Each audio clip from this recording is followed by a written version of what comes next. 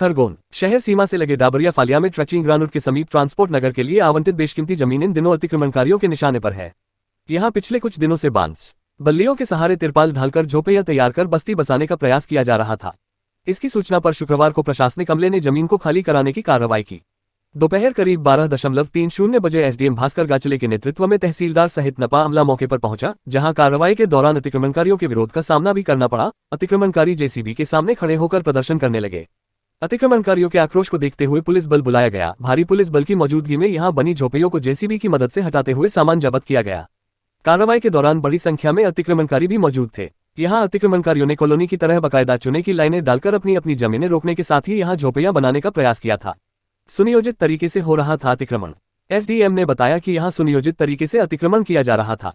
यह जमीन नपा द्वारा ट्रांसपोर्ट नगर के लिए आवंटित है। अतिक्रमण की सूचना पर तहसीलदार नपा अमले ने बुधवार को भी अतिक्रमण हटाने का प्रयास किया था, जिस पर अतिक्रमणकारियों ने विरोध किया था, जिसके चलते अमला लौट गया था। आज पुलिस की मौजूदगी में कार्रवाई की गई है। ग्राउंड के सामने आप पहुंचे, जमीन पे कुछ कब्जा की बात है, बुलडोजर लेके पहुंचे, क्या है ये? एक्चुअल में क्या है, ये नगर पालिका की ट्रांसपोर्ट नगर की ज़मीन है। आज सुबह जानकारी मिली कि यहाँ पे कुछ लोगों ने 1-2 दिन से प्रयास कर रहे हैं अतिक्रमण का। तहसीलदार आए, तहसीलदार नगर पालिका का अमला भी कल आया था, तो उनको लोगों ने घेर लिया था, कार्रवाई नहीं करनी थी। फिर उसके बाद कंफर्म करने के बाद फिर आज नगर पालिका का अमला पूरा आया है, फोर्स के साथ हम लोग आए हैं कि इसको करोड़ों रुपए की बेशकीमती ज़मीन है, ट्रांसपोर्ट नगर के लिए सुरक्षित है।